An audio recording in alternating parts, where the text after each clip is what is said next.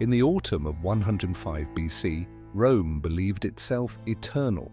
Its legions stood as the steel backbone of an empire that feared no rival. But at Arausio on the banks of the Rhône, that illusion was shattered.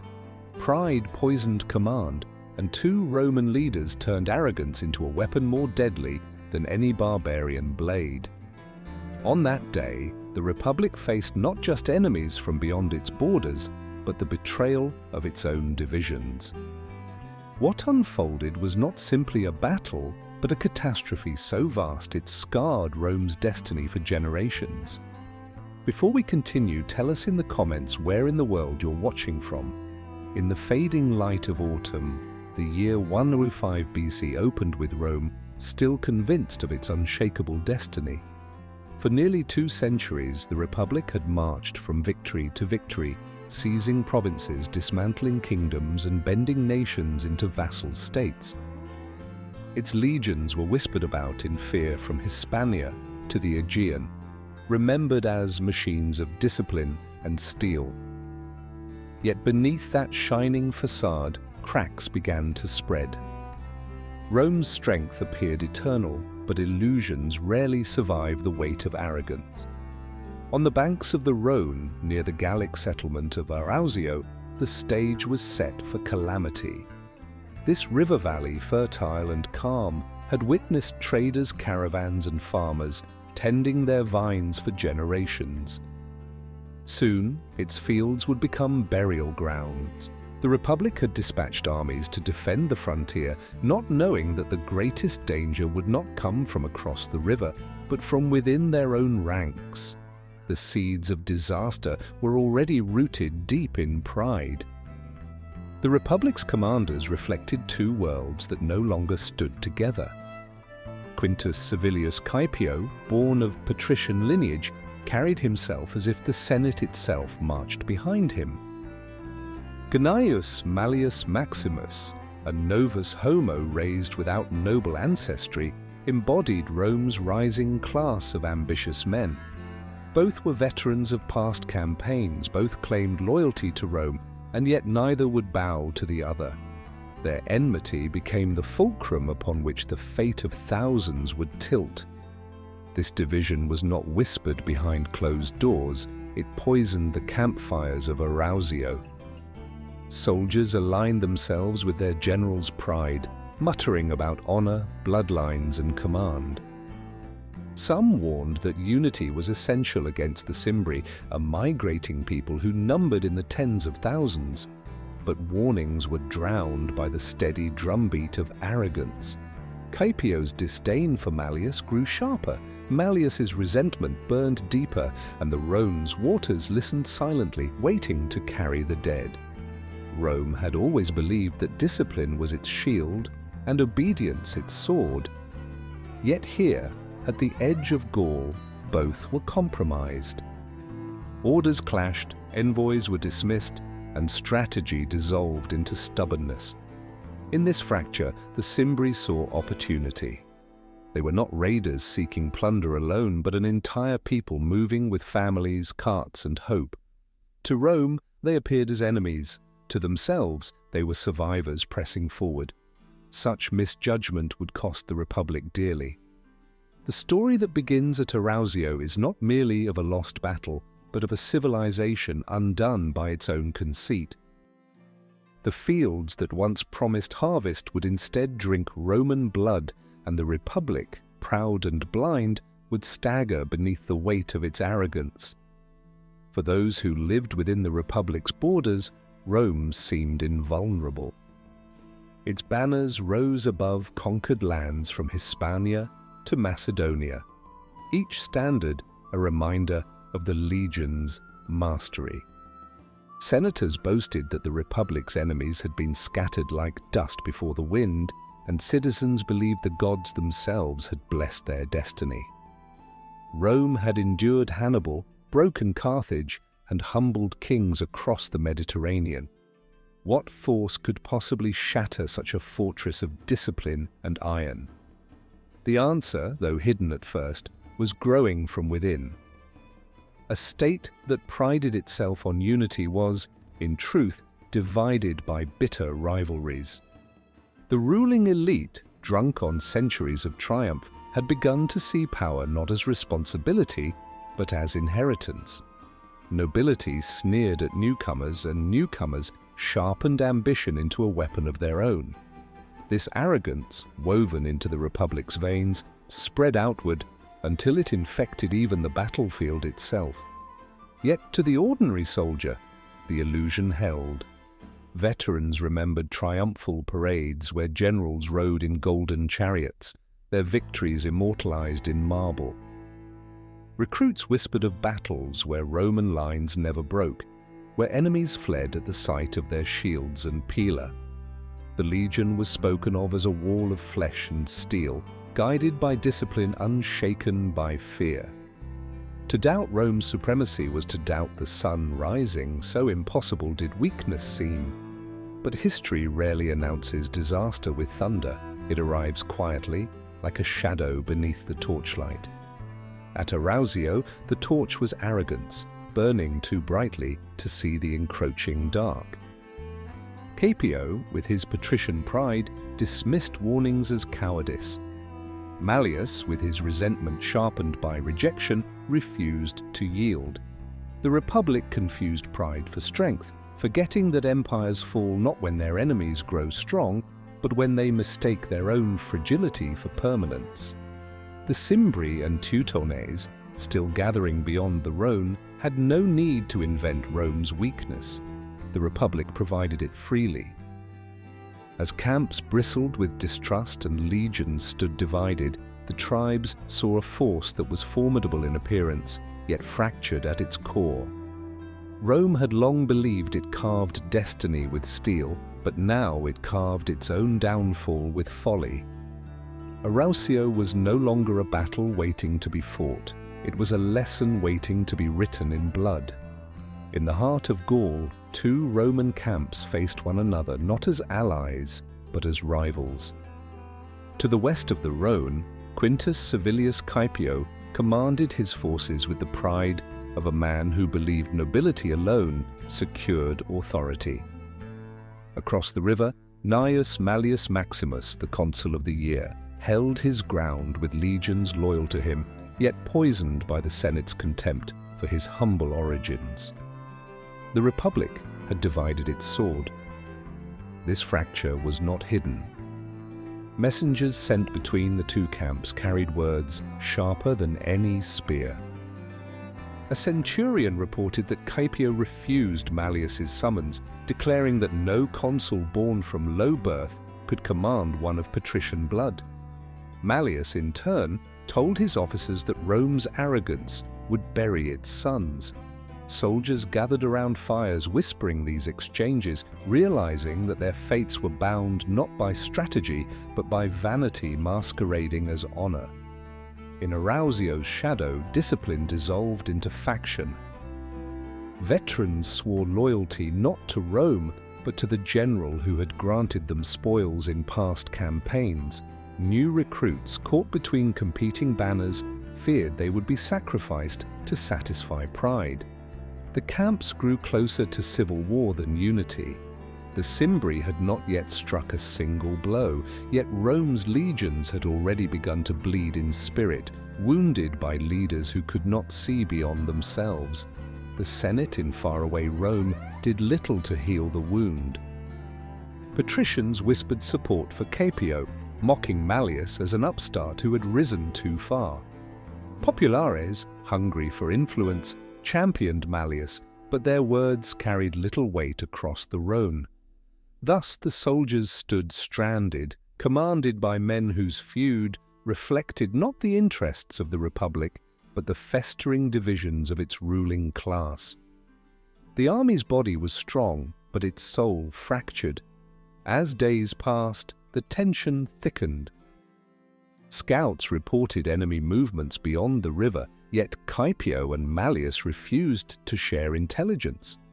Mallius's eldest son rode between the camps, begging for unity, but Caepio's words cut like a blade. He told his officers that the consul could march alone if he wished, but the Servilius name would never kneel.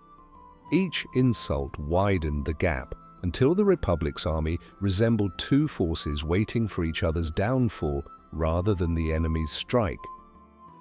The tragedy of Arausio did not begin when swords clashed. It began here, in arrogance so blinding that Rome's leaders mistook rivalry for strategy.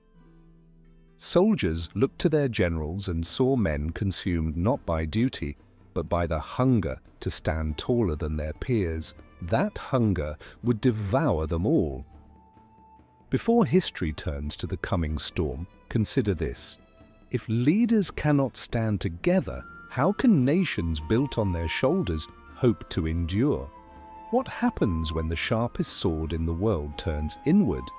Rome's legions were unmatched in formation and discipline, yet at Arausio they stood as two armies glaring at one another across the Rhône. Pride had corrupted their steel, and suspicion clouded their vision. To soldiers raised on the certainty of Roman supremacy, the unthinkable became reality. The greatest army on earth prepared itself not against the tribes, but against its own reflection. The river carried whispers that no general dared confront aloud. Centurions asked one another how long their commanders could remain divided before disaster struck. When warnings reached Caepio, he dismissed them as cowardly exaggerations. When scouts spoke to Mallius, he insisted discipline alone would carry them through. In truth, both men saw only what their vanity allowed, blind to the looming shadow. Pride had become the Republic's most merciless enemy, waiting to strike with precision. The soldiers themselves sensed this enemy more clearly than their leaders. They muttered at night that the gods had turned their gaze away. Some spoke of omens, of vultures circling above camps too soon, of dreams where shields cracked before the clash. Yet no augur could interpret these signs, for arrogance deafened those who needed to listen. Rome had once believed its destiny was carved in stone. At Arausio, stone crumbled to dust before the storm even broke. And what price does a republic pay when political rivalry replaces unity? Every empire can withstand foreign threats, but few survive the poison of internal decay. The banners of Caepio and Mallius fluttered in the same wind, yet they were enemies more bitter than the tribes massing beyond the river. Rome's strength had never been its size or its wealth, but its discipline. Now that discipline lay shattered, and nothing but blood would restore it, the questions grew darker with each passing day. Could any state survive when arrogance made it deaf to reason? Could any army triumph when its commanders despised each other more than their foes? History's answer was already carved into the soil of Arausio, though the soldiers did not yet see it. What awaited them was not victory or glory, but humiliation so vast that it would echo through centuries as a warning Rome could never silence. Beyond the Rhône, a shadow stretched across the horizon. The Cimbri, a towering people from the far north, moved like a nation uprooted, carrying families, wagons, and the memory of storms that had driven them south. Their chieftain Boiorix led with authority born of survival, while Lugius, younger and fierce, embodied the restless hunger of migration. They were not raiders searching for plunder, they were a people searching for land, guided by desperation and sharpened by countless miles of hardship. The Teutones followed close, their warriors renowned for ferocity and their households bound to wagons heavy with iron tools and grain stores. Women and children walked beside oxen that groaned under burdens, forming a procession that stretched beyond sight. Scouts reported that their camps rose like cities of timber and leather, fires burning through the night while shields glimmered against the flame. They carried the weight of inevitability, a human tide moving forward with no intent of retreat. To Rome, this spectacle was misunderstood. Scipio and Mallius spoke of the tribes as if they were invaders, but the truth was more complex. These were not armies alone, but entire nations pressing against the Republic's borders. Their warriors fought with desperation, for behind them marched their children, their elders, their future. A Roman soldier might fight for pay or honor. A Cimbrian fought because his family's survival depended on the strength of his arm. When scouts brought word of their sheer numbers, disbelief rippled through the legions. Some whispered of 200,000 souls, others swore the figures were exaggerated by fear. Yet no one could deny the scale of smoke rising from beyond the river. Roman eyes watched campfires multiply each night, each flame a reminder that the enemy did not march as scattered bands, but as a living mass. The magnitude of what approached was unprecedented, and still the generals quarreled. The tribes had no need to invent Rome's weakness. It was displayed plainly in divided camps and uncoordinated maneuvers. Boiarix and Lugius, observing from high ground, surely recognized what Rome refused to admit, that two proud generals would not share command, even as the earth itself trembled beneath their enemies' footsteps. For the Cimbri and Teutones, time was their ally. Every day Rome delayed, every insult exchanged, deepened the fissure they planned to exploit. History's cruelest irony is that the Republic could have repelled this migration had unity prevailed. But instead of steel, Rome carried pride into the valley of Arausio, mistaking division for strategy and arrogance for strength. Soon the river would no longer separate two armies and their enemies. It would drown them together in a flood of blood.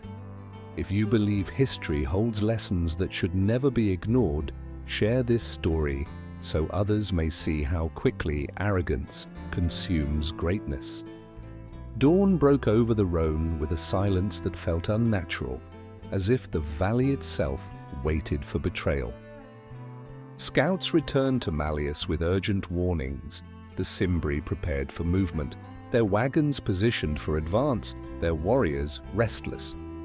Mallius urged restraint, pleading for unity with Scipio, but the proconsul's pride hardened into recklessness.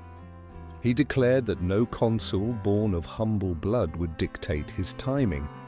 To Scipio, obedience to Mallius was worse than defeat itself.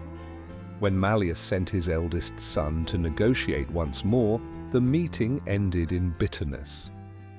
Officers recounted Scipio's scornful words, spoken not in private, but before his men. He told the youth that Rome's legions had no need of guidance from pretenders. The young Mallius rode back in silence, shame pressed into his heart like a wound. Within the camps, soldiers murmured that their generals hated one another more than they feared the tribes across the river. At first light, Scipio acted. He ordered his army to cross the Rhône, despite Mallius's protests that coordination was essential. Legionaries waded through cold waters, standards raised high as if ceremony could disguise folly. Onlookers from Mallius's camp watched in disbelief, realizing that the Republic had fractured beyond repair. By splitting their forces, Scipio had given the Cimbri exactly what they needed: two armies isolated, unable to defend each other, bound by pride more than duty. The Cimbri responded with uncanny precision. Scouts tracked Scipio's crossing, their leaders recognizing the error instantly. Boiarix is said to have smiled when told of Rome's division, remarking that fortune favors those who wait. As Scipio's men established a shaky position, they did so without support, vulnerable to encirclement. Mallius's soldiers, furious yet restrained, knew they could not rush to aid without abandoning their own ground. Two Roman armies stood apart, awaiting inevitable ruin. Inside Mallius's camp, despair began to gnaw. Officers urged him to take command by force, to overrule Scipio before disaster struck. But Mallius, though consul, hesitated. He feared sparking civil war within the legions, and his caution sealed Rome's fate. In his silence, arrogance triumphed. Two commanders, each convinced of his righteousness, allowed the enemy to dictate the rhythm of battle. Pride had not only blinded them, it shackled them, preventing unity even at the edge of annihilation. Thus the stage was set for slaughter. The Rhône, swollen by autumn rains, waited like a witness that knew its banks would soon be lined with corpses.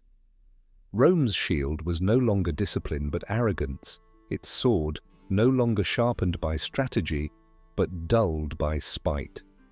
What followed would be remembered not as combat but as execution. And as you reflect on this moment, leave a like if you believe history punishes hubris with merciless precision. The clash began not with trumpet calls of order, but with the chaos of ambush. Caepio's isolated force, still forming lines after crossing the Rhône, was struck first. The Cimbri and Teutones descended like a wave of iron, their shields crashing, their spears glinting in morning light. Roman standards fell almost immediately, torn from desperate hands. Legionaries fought bravely, but without support from Mallius they were swallowed whole. Pride had placed them there, and pride delivered them to slaughter. From Mallius's camp, soldiers watched in horror as dust and screams rose across the valley. Mallius hesitated, torn between saving Caepio's men and preserving his own army. When he finally moved to intervene, it was too late. The Cimbri shifted with terrifying speed, dividing their assault. Encirclement became inevitable. Roman discipline, once unbreakable, collapsed under the weight of panic. Cohorts scattered, shields abandoned, and lines dissolved into chaos. The Rhone's waters soon reflected crimson light. The slaughter spared no one. Camps were stormed, baggage trains overturned, and even non-combatants fell under merciless blades. Women and children who had followed the legions met the same fate as seasoned veterans.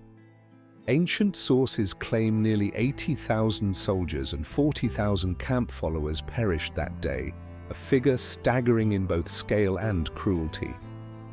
Survivors spoke of bodies piled so high that rivers altered their course, choked with armor and flesh. The Republic had bled beyond imagining. Centurions who tried to rally resistance were cut down where they stood. Marcus Attilius, a veteran known for scars won in Spain, was last seen holding a broken shield on the riverbank, surrounded by enemies until he vanished beneath a sea of spears. His fate symbolized the day's tragedy: courage without unity, valor without leadership. Even the bravest could not stand when Rome itself was divided. The enemy needed no cunning trick. Rome's destruction came from within. As the sun lowered, silence finally replaced screams. The fields of Arausio lay carpeted with Roman dead, their armor glinting like shattered mirrors.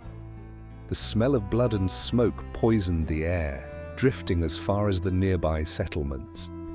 The Rhône carried corpses downstream for days, a grim procession bearing witness to arrogance repaid. What had begun as the march of the invincible ended as the funeral of illusions. Rome had not faced a defeat, it had faced annihilation. History records Arausio as one of the darkest days of the Republic, a disaster eclipsing even the terror of Cannae. The lesson was unmistakable: when pride commands, ruin follows. Generals obsessed with honor had traded an army for disgrace. Before we move forward into the aftermath, consider subscribing so you never miss these hidden truths of history. Truths written not in ink, but in blood, and echoing long after the battlefield grows silent. When news of Arausio reached Rome, disbelief turned to terror. The Forum, once a place of confident oratory, echoed with wails as survivors staggered home with stories of unimaginable carnage. Mothers tore their garments, demanding to know why their sons had been sacrificed to the arrogance of two men. Fathers cursed the Senate for allowing such division.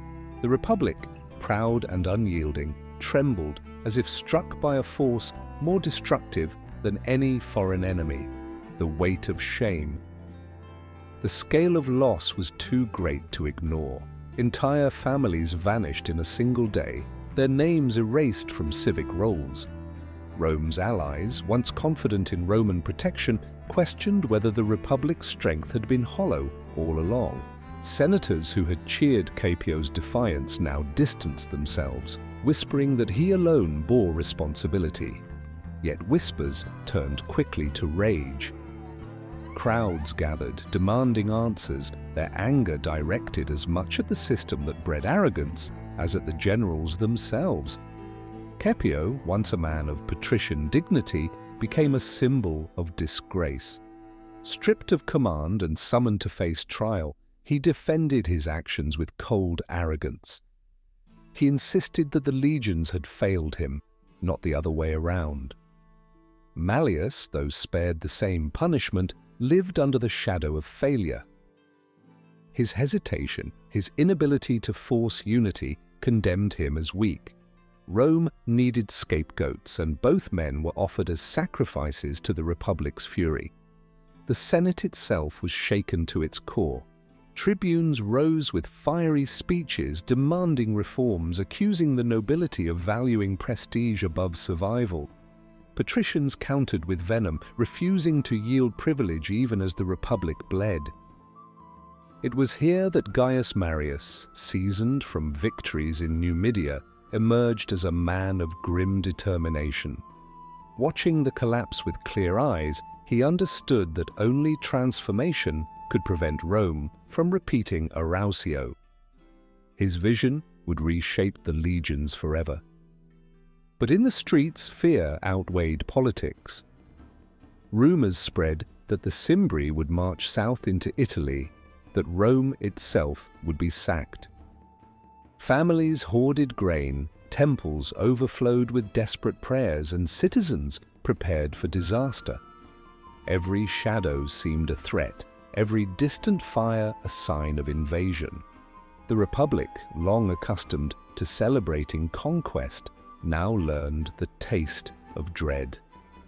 Arausio had not simply killed soldiers, it had wounded the spirit of an entire people. History remembers victories with pride, but it remembers catastrophes with greater clarity. Arausio became a name whispered like a curse, a lesson engraved deeper than triumphs. The Republic survived, but not unchanged. What followed was a reckoning that carved new armies, new loyalties, and a new Rome from the ashes of arrogance. If you believe such moments carry warnings for our own time, leave your thoughts below. Your voice continues the dialogue that history began. From the ashes of Arausio, a new Rome began to take shape. Gaius Marius, hardened by years of war in Numidia, recognized that the Republic could no longer rely on traditions that had failed so catastrophically. He broke the chains of the old order, opening the legions to men without property, granting service as both livelihood and path to honor. Where pride had destroyed, necessity forged something new, transforming Rome's armies into instruments of relentless survival. The Marian reforms were not simply adjustments in recruitment, they were revolutions in spirit. Soldiers no longer marched as farmers temporarily conscripted, but as professionals bound to their general and their pay. Equipment became standardized, discipline intensified, and loyalty shifted from the Senate's decrees to the banners under which men fought. Arausio's fields had taught Rome that arrogance killed more effectively than enemy spears, and Marius carved his solutions with iron discipline. Yet these reforms carried shadows of their own. By binding soldiers to generals rather than the Republic itself, Marius planted seeds of future discord. Ambitious leaders would one day use these legions not to defend Rome, but to seize it. Caesar, Pompey, and countless others would inherit armies more loyal to commanders than to the state. Arausio had ended one kind of arrogance, but in doing so it birthed another, one that would eventually shatter the Republic itself. Still, in the short term, the transformation was undeniable. The legions that rose from Arausio's ruin became the most formidable fighting force of their age. They would crush the Cimbri at Vercelli, restore Rome's shaken pride, and extend dominion farther than ever imagined. But every triumph carried the echo of Arausio, a reminder that even the greatest victories could not erase the humiliation of failure. Rome marched forward, yet it did so haunted by ghosts. For generations, Arausio remained a scar in memory, a warning whispered among commanders who feared repeating its folly. The river that had carried away thousands of corpses became a symbol of the price of arrogance. The Republic's destiny was forever altered, not because of the tribes it faced, but because of the pride it refused to master. Empires may rise through conquest, but they fall when vanity blinds them to their own fragility. Arausio proved this eternal truth. And so this story closes not with triumph, but with warning. Rome rebuilt, but it never erased the stain of that day. Pride, rivalry, and arrogance had slain more Romans than any foreign foe. Remember Arausio, for its lessons are not confined to ancient fields of blood. If you wish to carry these echoes into the present, share this history, subscribe for more untold truths, and let the voice of the past remind us how fragile power remains.